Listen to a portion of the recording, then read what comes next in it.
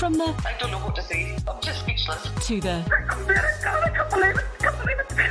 we see all sorts of life-changing moments at McKinney competitions. How would you react? Cars, houses, tech bundles and more from just £2 a ticket. No purchase necessary. For competitions, rules and conditions, see mckinneycompetitions.com. We're not good at death. We're good at wakes. The Irish are brilliant at wakes. There's no doubt about it. And to me, they have their place, and I hope they stay around for a long, long time. But we're not good at grief, and we're not good at dealing with our own grief or anyone else's. You know, when people sort of sympathise with you, and you know, people would say to me, "Oh, I'm so sorry about Triona. Oh, it's awful. It's really dreadful. How's your mummy and daddy?" And you always sort of felt overlooked. Those 5 stages were more about the stages that the terminally ill patient went through before they died, not the griever after that loved one passed away. So over the years it has sort of got misconstrued. And one of them was, well actually there was 2. One was grief is love, and the other was grief is love with nowhere to go.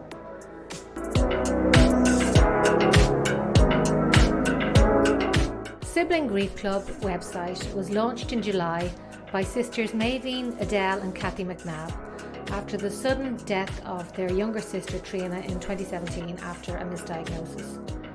While trying desperately to cope in the months and years after Triona's death, the family found there was little or no support for adult siblings after bereavement, or else it cost an arm and a leg. This is your host Elaine Ingram, and you've just been listening to Maeveen, who tells us all about her sister Triona and her legacy, that is the free website set up by her grieving sisters, Sibling Grief Club. Hello Maeveen, it's lovely to meet you. I'm Elaine. We're here today because we want to talk about your group that you have called Sibling Grief Club. Now, obviously the topic of why you exist at all is, you know, not a pleasant one, but it's something that you set up after your sister Triona passed away in 2017, I believe. And I think what I read is that you felt that there was no support out there for siblings. Yeah. So this is how you and your 2 sisters, Edel and Cathy, came up with this idea of setting up a website and a club, which incidentally I think we'll talk about that later, but I think that's a lovely name for it. So maybe you'd want to start by telling us a little bit about Triona, and what happened, if you're able to talk about that. Yeah. So Triona was the youngest, or is the youngest of 4 girls. Edel is the oldest, then there's me, Cathy and Triona, and we were always known as the 2 oldest ones were known as the 2 big ones, and the 2 youngest ones were known as the 2 wee ones. So Cathy and Triona made up the 2 wee ones, and they were spoilt rotten, but they were very cute. Triona was just doted on from the day she came into our lives. She was just such a cute wee thing, wee chubby cheeks, big blue eyes, and we called her Triona Pretty Ballerina, which she absolutely hated because she was a bit of a tomboy. So yeah, we grew up in Dromore, County Tyrone. We had a rural upbringing, carefree. Our summers were long and happy and full of muck and hay and silage and all of that, and it was, you know, a blissful childhood. We really had no worries or strife in our life. You know, we definitely were very blessed. We're all very close. We're a very close-knit family.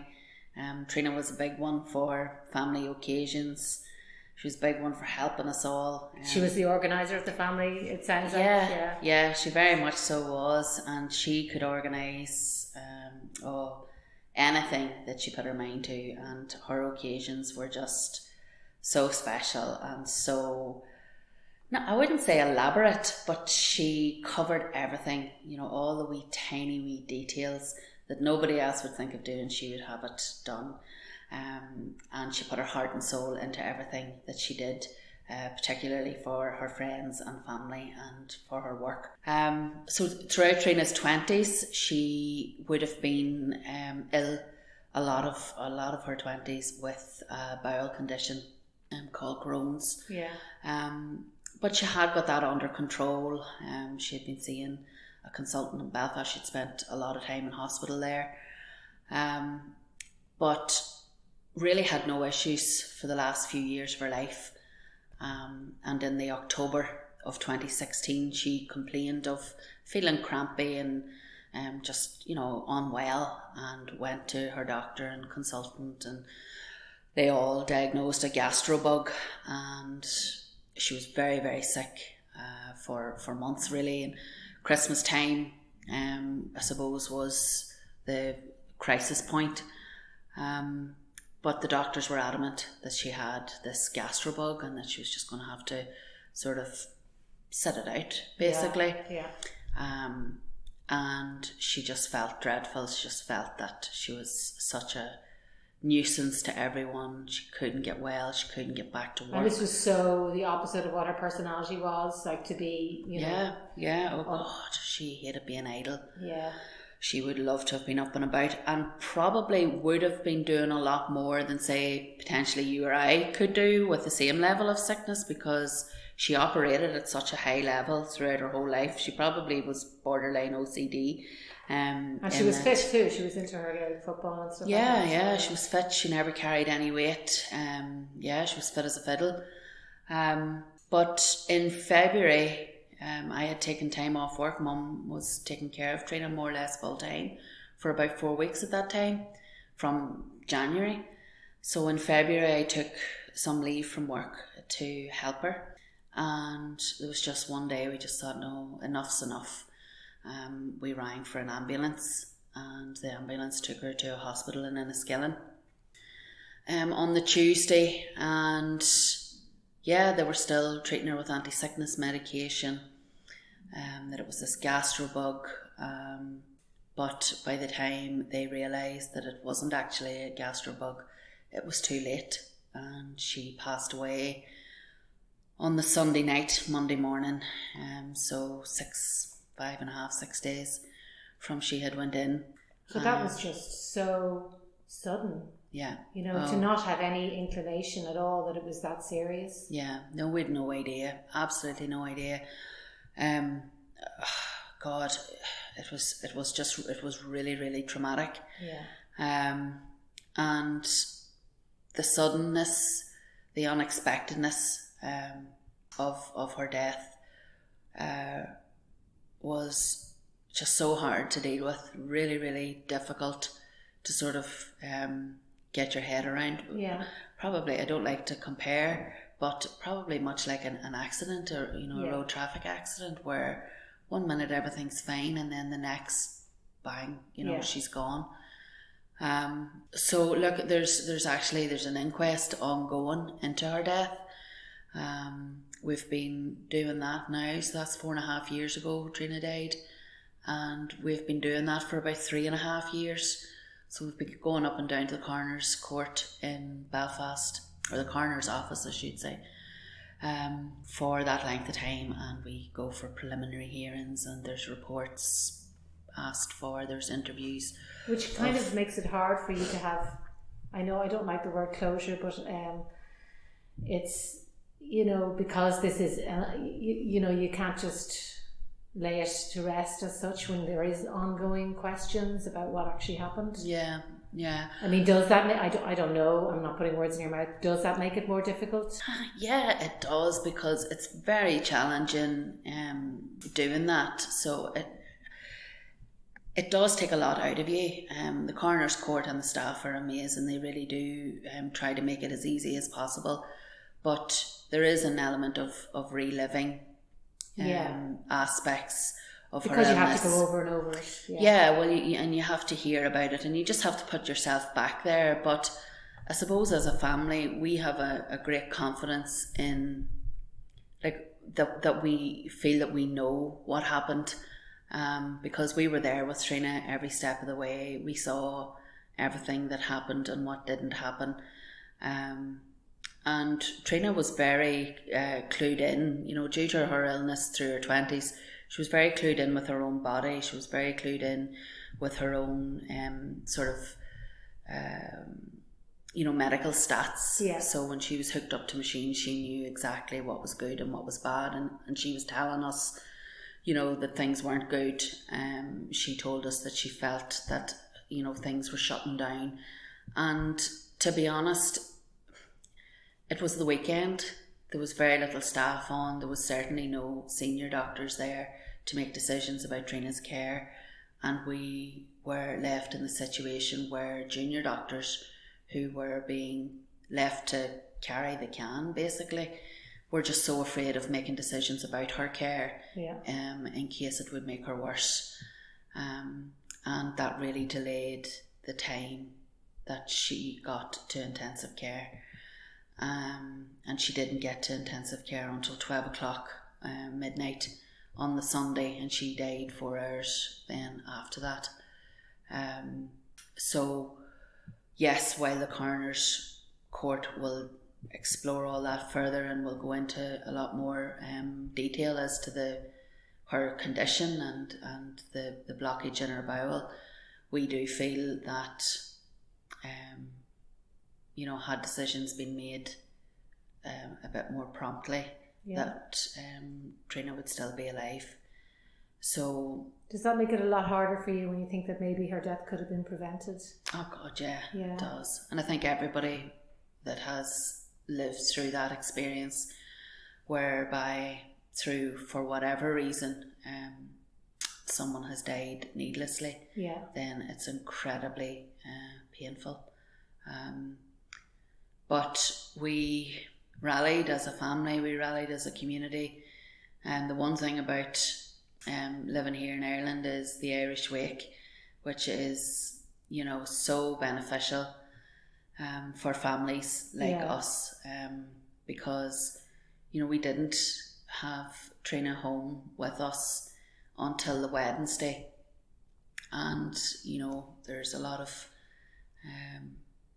practical things that have to be put into place, the funeral arrangements, and because everything here happens so quickly, the family are in shock, the family are just reeling. You really do depend on your wider family, your friends, your neighbours, your community, and we were so blessed in that we had those people there to hold us up. And even having the Irish, traditional Irish wake, where you have the houses full for a few days, and it just delays that time where you're alone, and you get to it allows it to maybe sink in slightly. I know it's not that helpful, but I mean, it must be helpful in some way that the house is full and there are people around, even if they're not doing or saying anything, just to have people there. Yeah, very much so. Particularly those first few days, and my experience was that I didn't want to be alone. I needed people around me because, I suppose this is sort of what Sibling Grief Club is all about, because grief isn't just about being very, very sad. There's a lot of confusion, there's a lot of fear, anxiety, panic, just feeling totally out of it, feeling totally not even alone, but helpless, maybe. Yeah, helpless, but also really, really vulnerable. And I find that really difficult because I don't think it, up until that point, ever felt vulnerable in my life, luckily. And that was a really scary place to be. So the more people, I used to beg people to not go, don't leave, stay. But people weren't going anywhere for those first few days, the first few weeks. God, our house didn't empty for maybe 3 or 4 months. We have a big family, huge big family on both sides. My mum and dad both come from big families, and our community were very, very involved in it. Triona was very involved in it, so everybody rallied. And you have so much to do as well. There's a lot of admin that comes with a death. It's a horrible way to describe it, but things like bank accounts, her belongings, her car, her job, all of that required us to take action and carry out tasks, which is incredibly difficult as well. I'm sure it must be. Yeah. Being able to function is really difficult.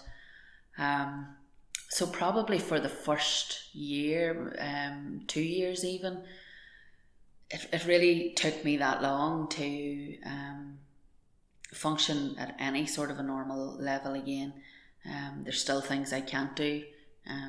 Like I can't watch television. I can't, television programs that her and I would have watched together. Yeah. I don't think I've been to a football match since she died.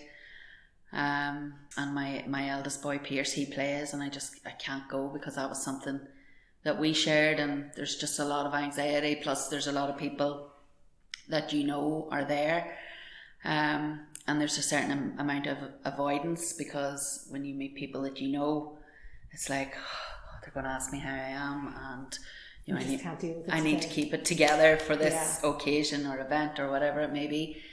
But books, we love books, things like that. I can't do that. Certain songs on the radio, it's just so much more. Grief and loss is just so much more than I ever imagined it to be, to the point that I really was frightened for me, for my mental health. I was very conscious that I was just teetering on the edge, I suppose. Sorry. Because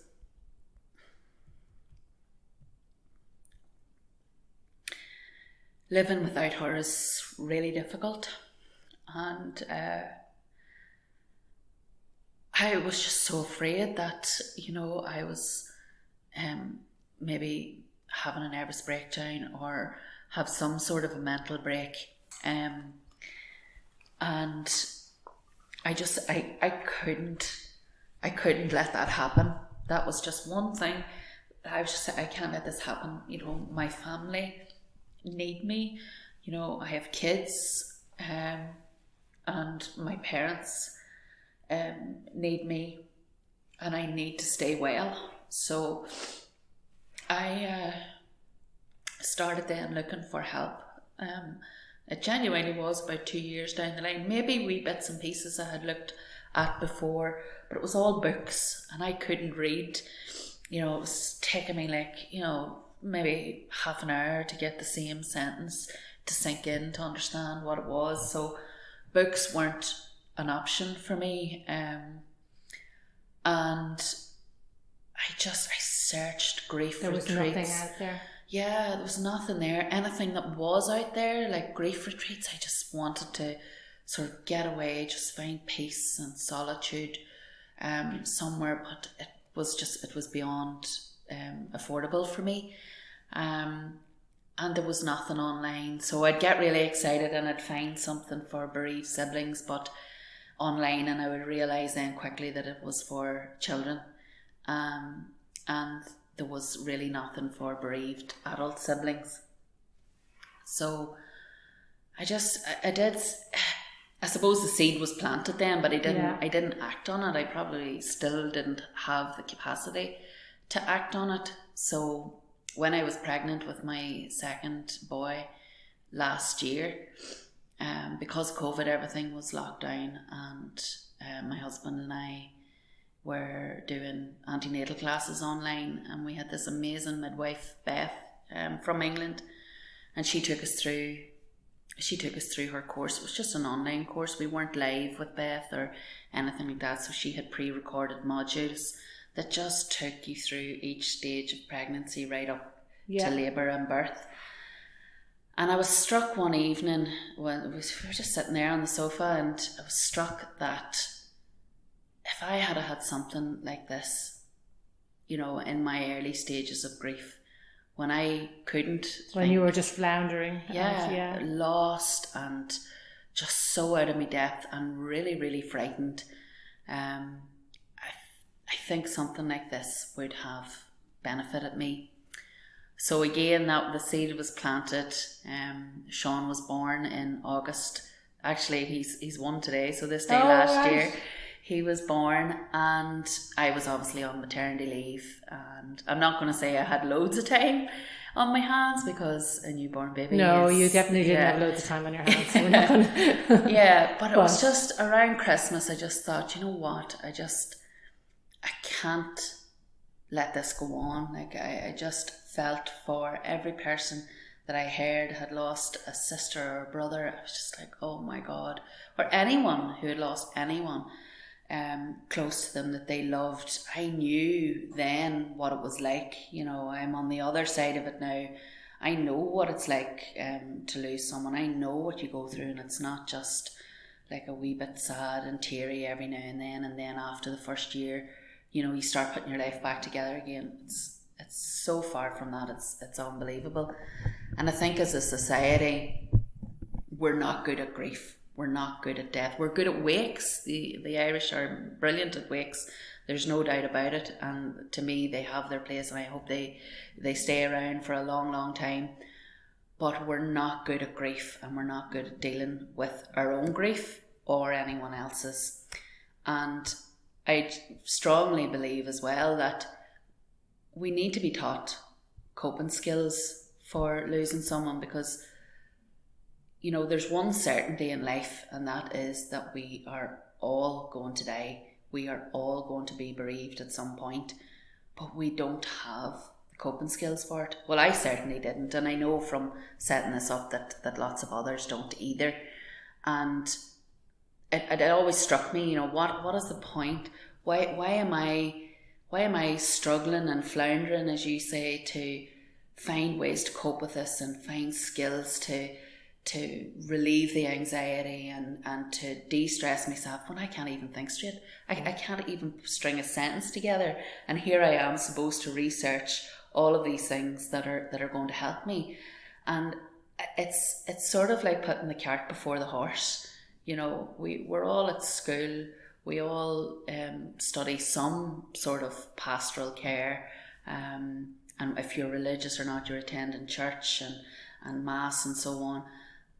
Like, why are we not taught these? These are life skills that everybody needs, and you know, to have to try and sort of cope on your own after you lose someone you love is really the most lonely place to be. And you could be surrounded by 300 people and you would still feel incredibly lonely and incredibly misunderstood. And I believe that everyone needs a place for their grief to go. They need a place to feel that their grief belongs here, that they're understood, nearly even without words. So for someone who has lost a sibling in adulthood, I know that they get me and I get them. And there's something really powerful about that connection that you have with someone, and also being heard. All a griever wants is for their story to be heard, their loved one's story to be heard, and for it to be understood and validated, and not sort of diminished in any way.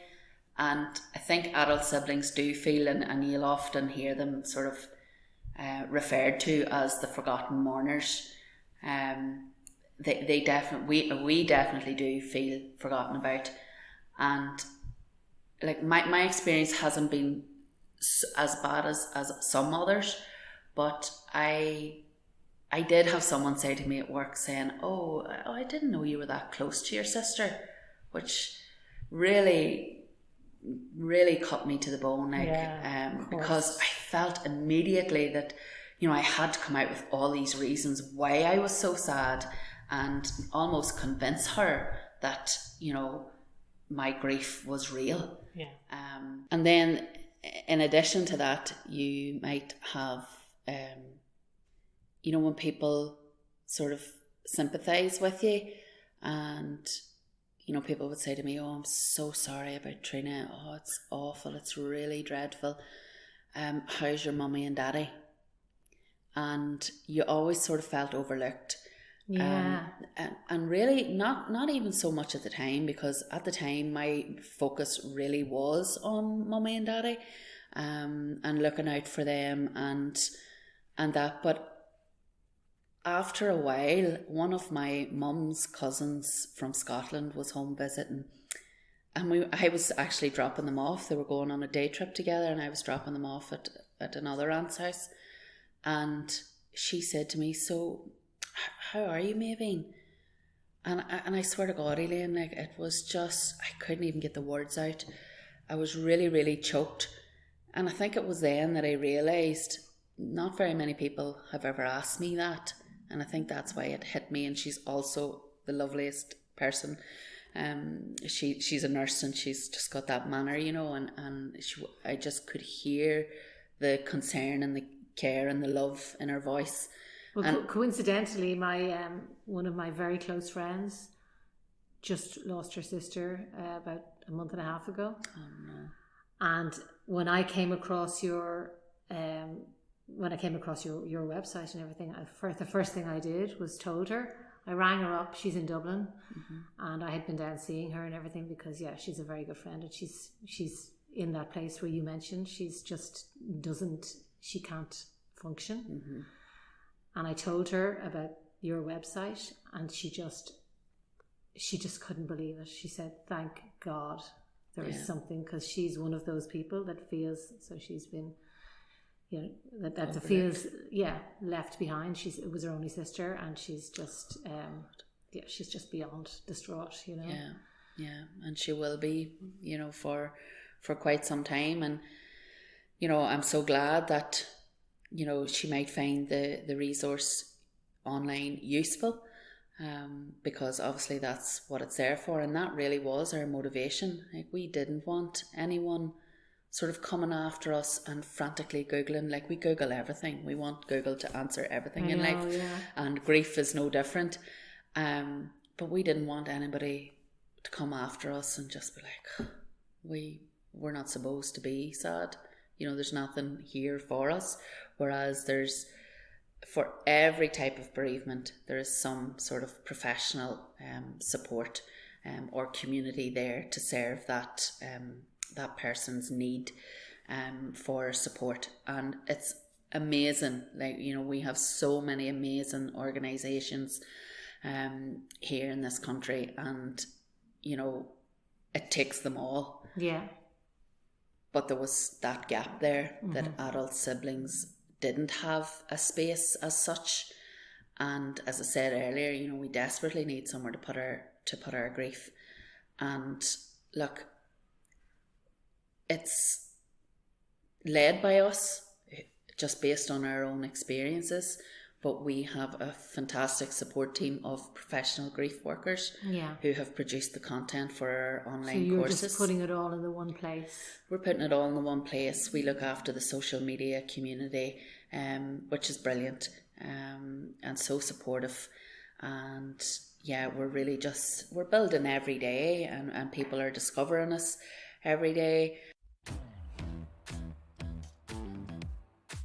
Get ready to shake up summer with the Get Active ABC Sunshine Fill programme for kids and families. Get set for land-based adventure at our summer schemes, or why not get adventurous and maybe get wet at our Splashtastic Water Sports Summer programme. There are so many things to do, and all we need is you. See getactiveabc.com/summer for all the details.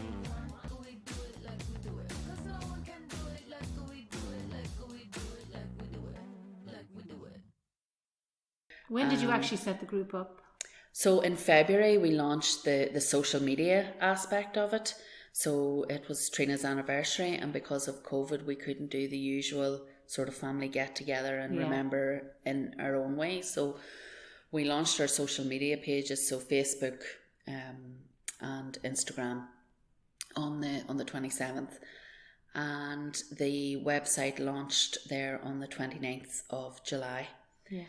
So the website has loads of resources, loads of signposting. I know you have it's lovely actually, because you describe and you also explain that, people read the stages of grief and everything, and you say that it's not linear. It's not like that. It's not like, you're going to have, this is going to happen for so many weeks and then, or so many months, and then after that it'll be this and then it'll be that, because it's not the way it works. And a lot of people who are confused about their feelings will relate to that. God, definitely, because before Triona died, I genuinely did think that when you lose someone you love, you will go through those 5 stages that are laid out, and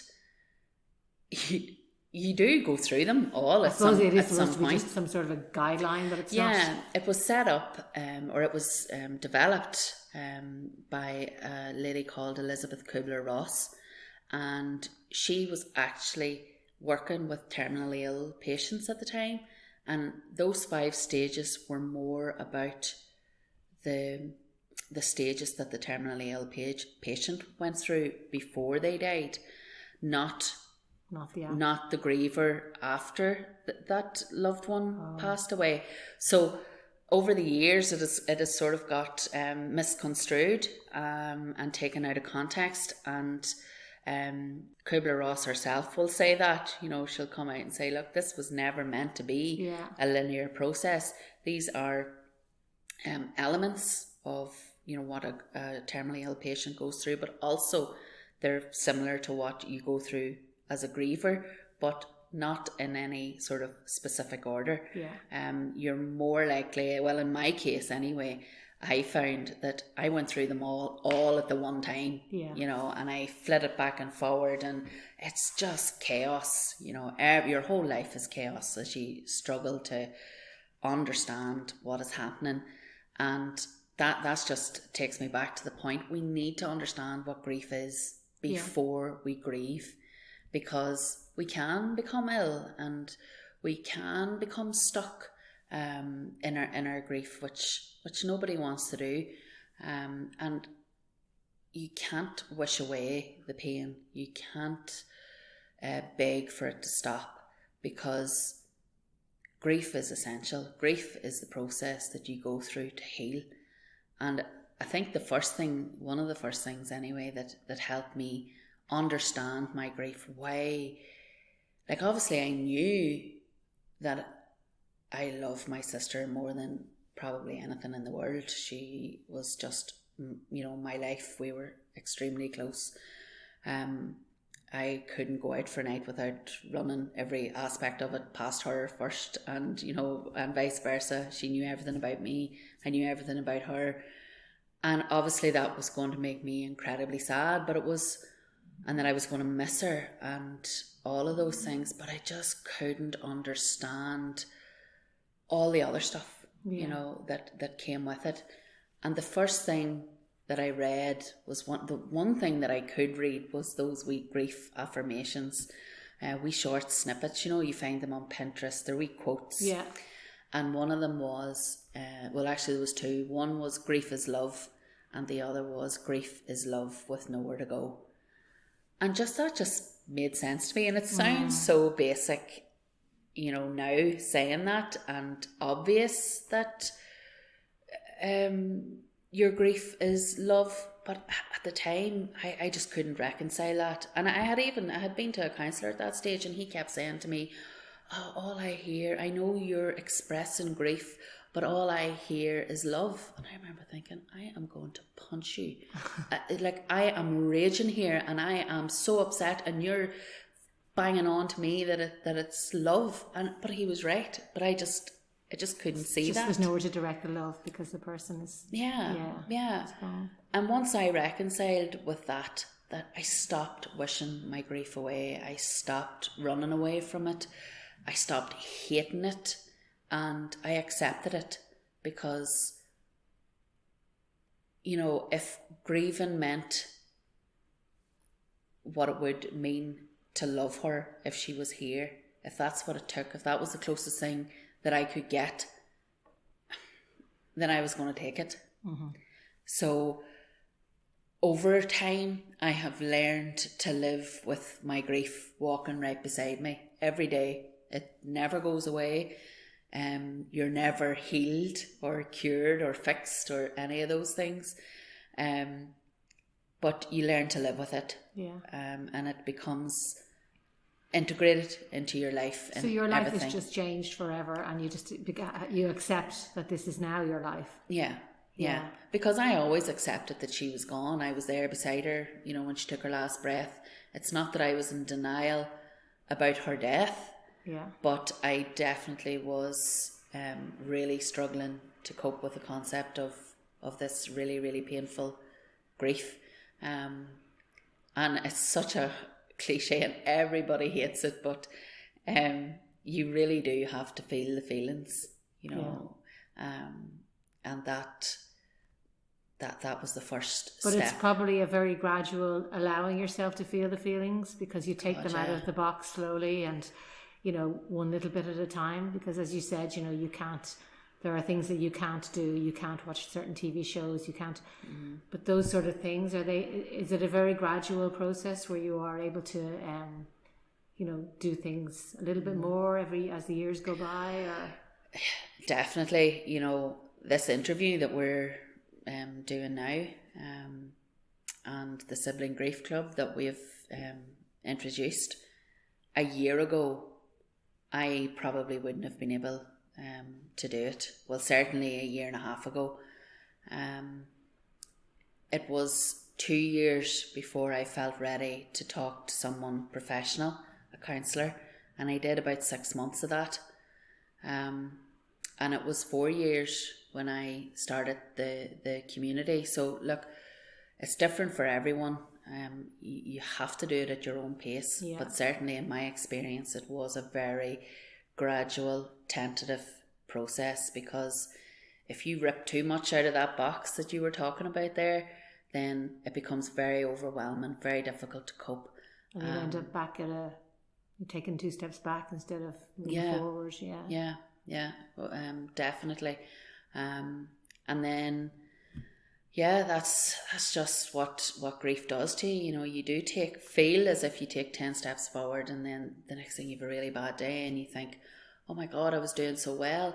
But after a while you come to accept that as well. And I wouldn't say that you actually welcome it, but grieving is very powerful, and it does give you a connection with your person as well, because when you're having a really, really bad day, you feel that they're right there with you. They're very front and center in your mind, and life can get really busy and you sort of, after this interview, Triona her spirit, the essence of her will stay with me, for a couple of weeks. And I know this because I've done a couple of podcasts now, and it's lovely.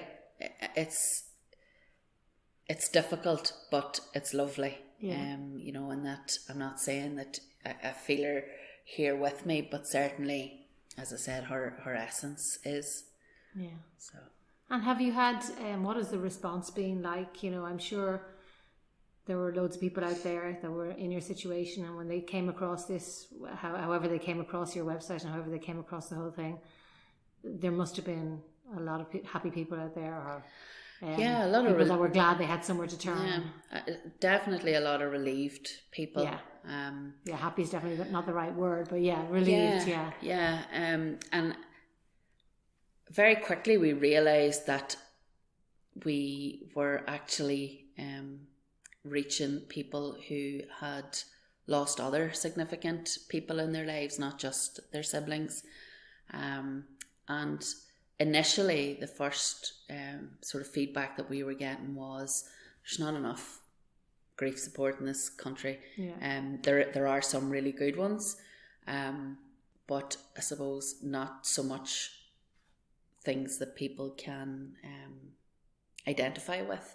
We also have, we actually hope to plan one now again in September if the restrictions allow, but we were able to have our first what we called walk and talk, where we invited people to meet us in a forest in County Tyrone, Knockmany Forest, and they joined us, and it was such a lovely day. Everybody just, it wasn't all doom and gloom, everybody thinks, anything to do with grief, it's so depressing. It's not. It can be sad, yes, when people are sharing their stories, but there's a lot of love there too, and there's a lot of comfort that people get from sharing their stories with one another. And we had a fantastic day. We had a lovely wee picnic afterwards, and we're hoping to do one now again in September. So yeah, the feedback has been overwhelmingly positive. So glad we found your page, have just come across your page, can totally identify with what you're saying, depending on what post you put up.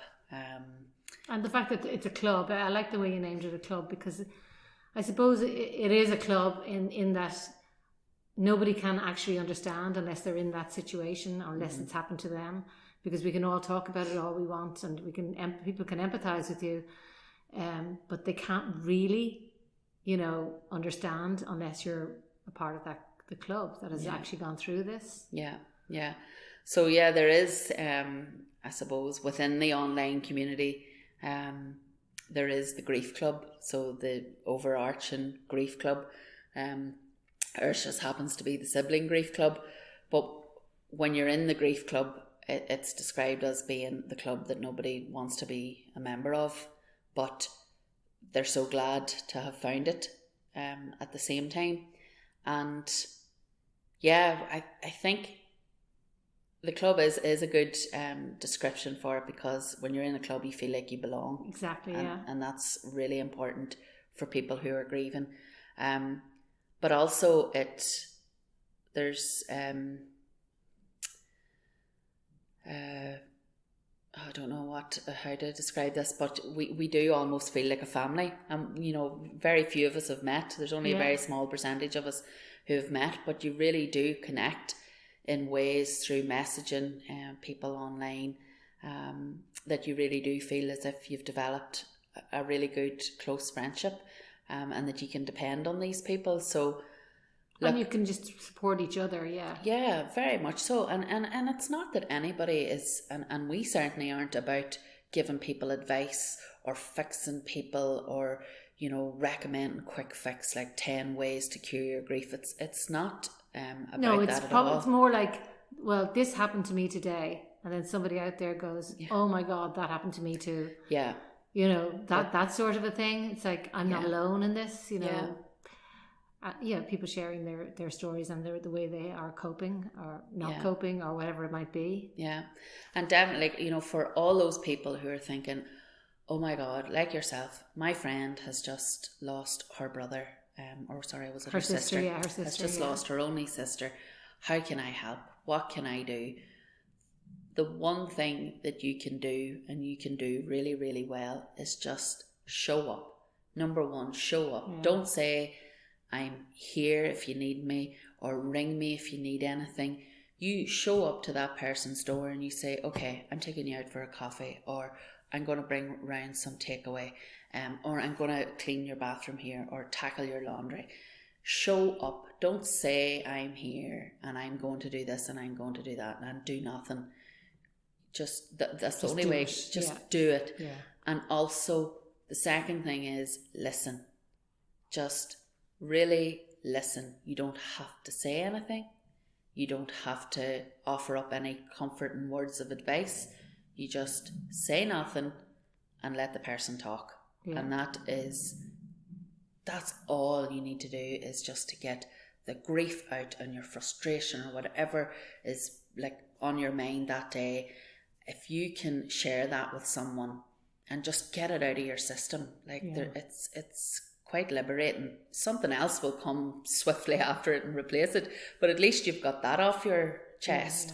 And that's just the way grief is. You can never completely cleanse yourself from it, but you do need what we call grief mates who listen without judgment, interruption or advice, and that was really difficult part of it for me, because Triona used to give out stink to me about trying to fix people. Like, that's anything that went wrong in our house or our football club or whatever. It was like, they all called me Mav, tell Mav and she'll sort it out. And I always took great pride in that, you know, that there was nothing that I couldn't sort, and just don't panic and stay calm, and we'll do A, B and C and all this. I thought it was great.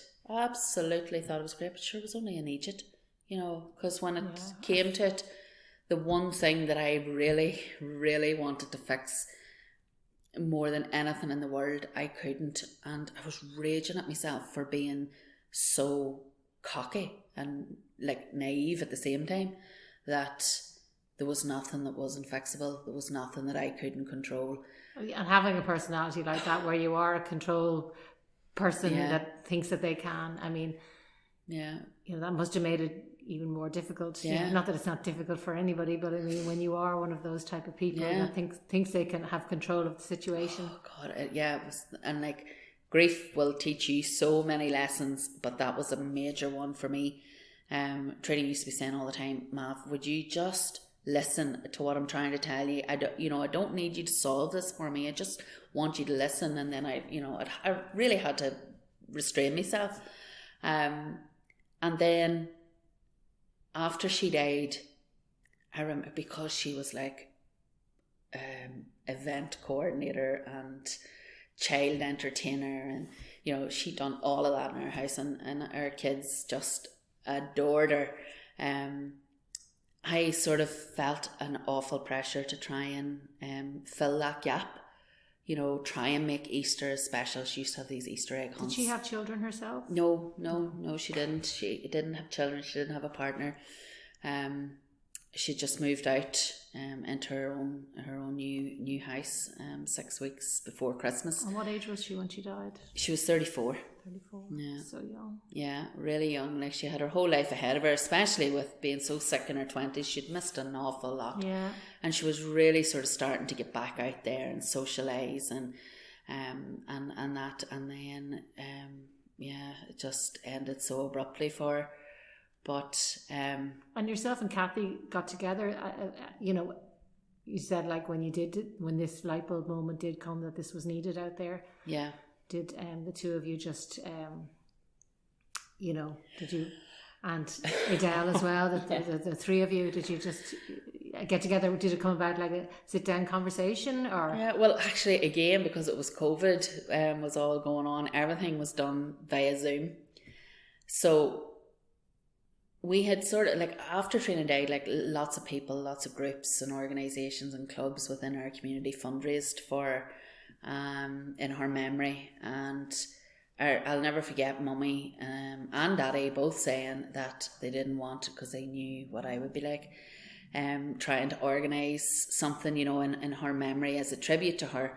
And I remember Mummy saying, I don't want any, like, organisation or charity set up in Trina's name, because, you know, there's a lot of that sort of everywhere, you know, trusts and charities and things like that, and just the times it's in it.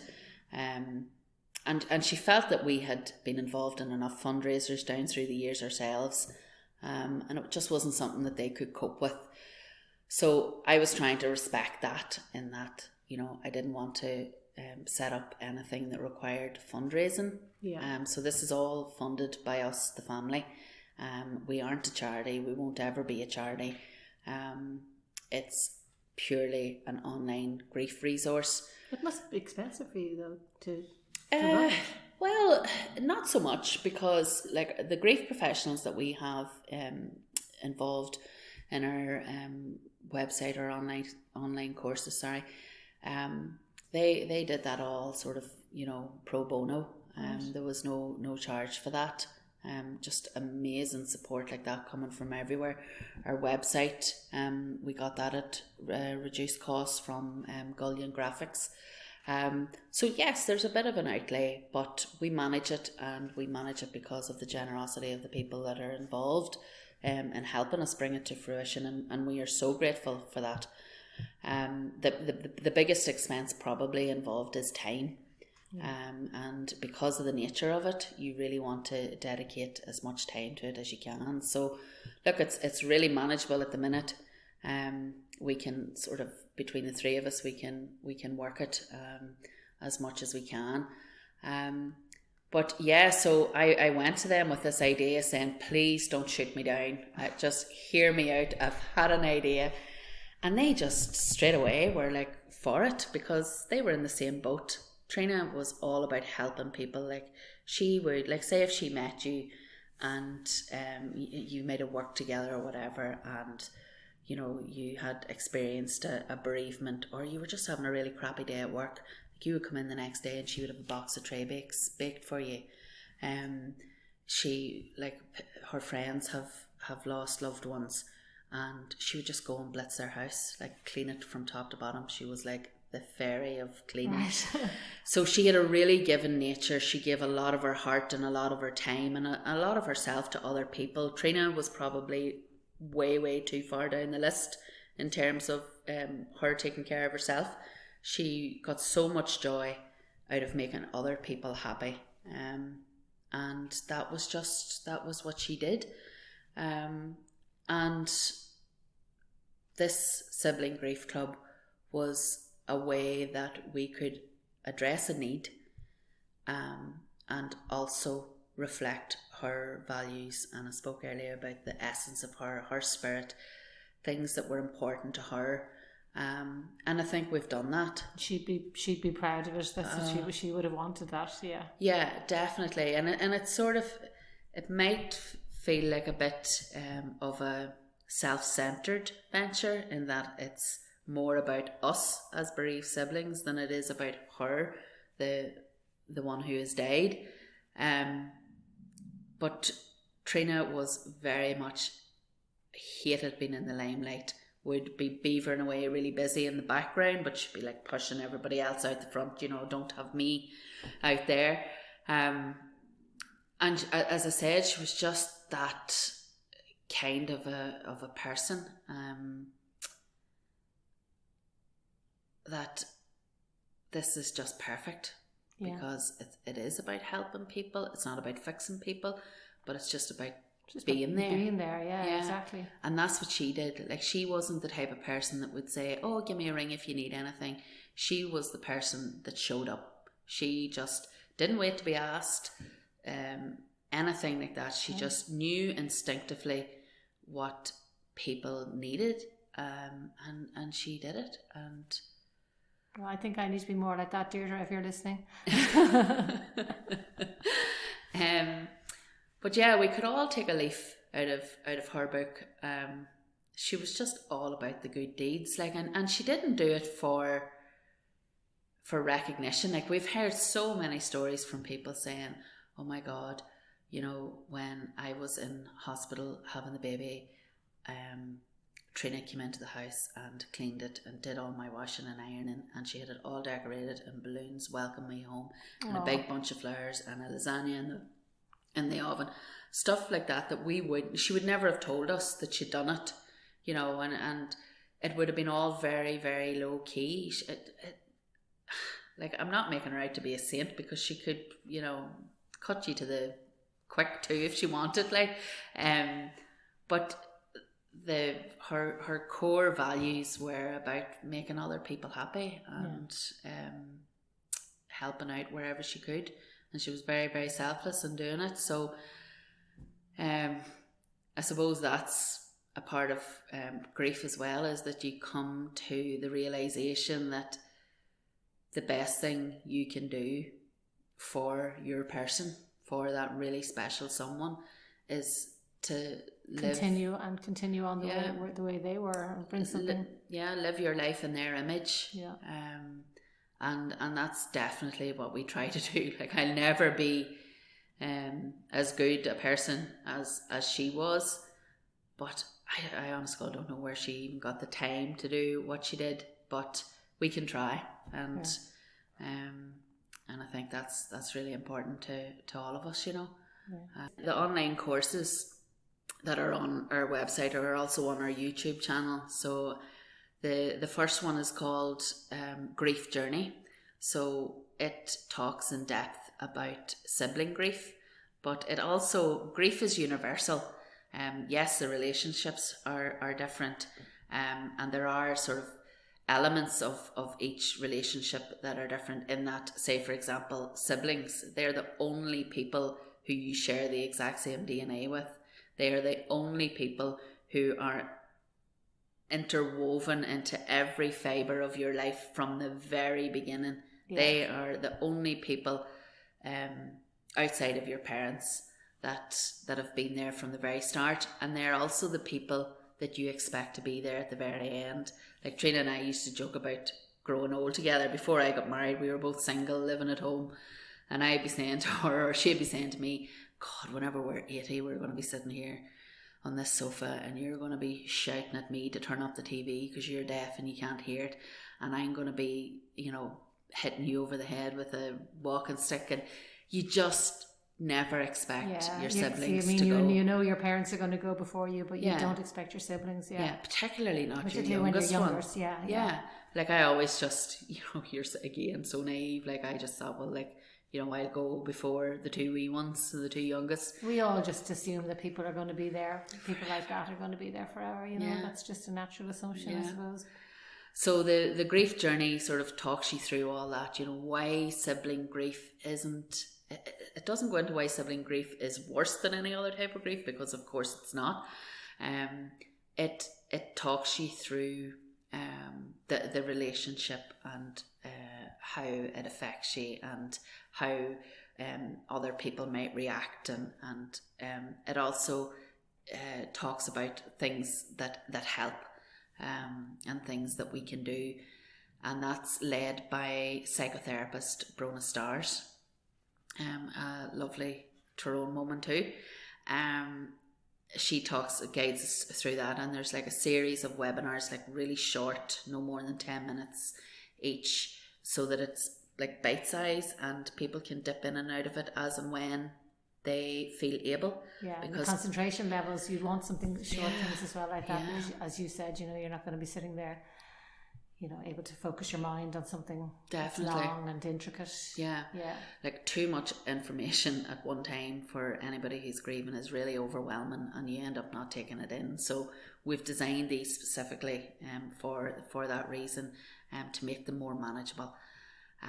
So it's definitely worth checking out, and that they're all free. Everything is free on the website. And then we have our man, Paul Mallon, who is a counsellor and meditation teacher, and he leads us through what we call the grief retreat, and it's very much about using meditation, breathing exercises. EFT tapping is another technique that's used particularly in the instances of traumatic death. But there's loads of things out there, but it's just about making it accessible and easy for people, sort of breaking it down. They don't have to sign up to this 6-week course and pay an absolute ransom to do it.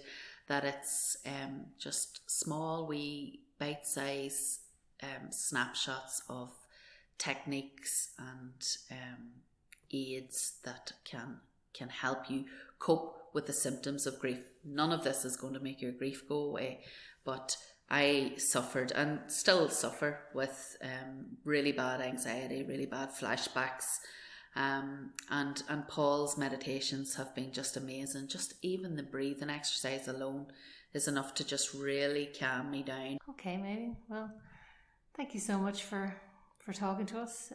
That's been really, really informative, and I'm sure you're helping an awful lot of people out there that are listening will be checking out the page and looking at the website and those seminars that you were talking about, and hopefully going on your when the restrictions lift, you'll get another one of those days out. Oh that'd be great. I'd really look forward to those now. But thank you so much as well, Elaine, for giving us the opportunity, because the more awareness there is about sibling grief, then hopefully the more supported people will feel. Yeah. Thank you. Thank you. Thanks for listening. I hope that some of you out there got something from this podcast after listening to Maeveen speak so lovingly about her sister and the wonderful Sibling Grief Club that has been set up in her memory. I'm sure that it will be a lot of help to a lot of people. Remember to keep getting all of your news from Armagh Eye, and I hope you join us next time for our podcast.